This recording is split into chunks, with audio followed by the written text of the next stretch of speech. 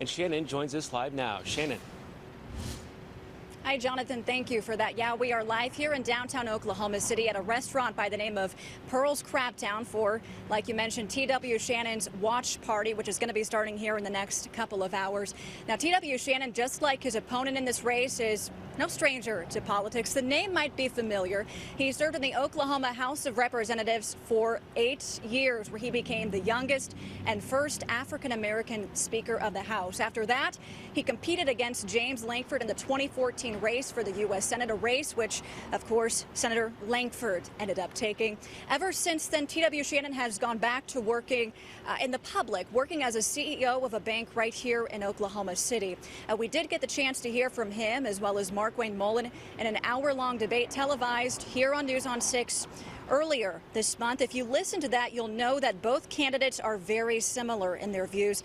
In fact, it could be a little difficult to tell them apart if you just look at their views on paper. Both men are Trump supporters who believe the 2020 election was stolen but did not provide any evidence of that. They also don't believe in banning assault weapons and don't want to see stricter gun laws enforced.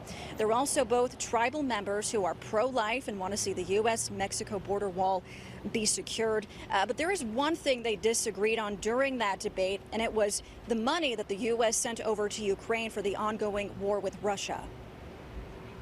Not one penny actually went directly to Ukraine. In fact, what it did is it replenished the munitions that we had spent.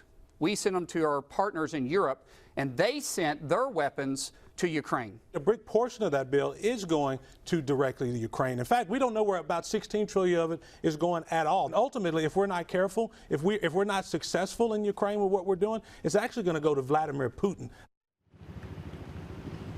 Another big difference between the two is how much money they have raised in this election. Coming up at 5 o'clock, we're going to take a look at the campaign finance reports to see who is dominating those numbers.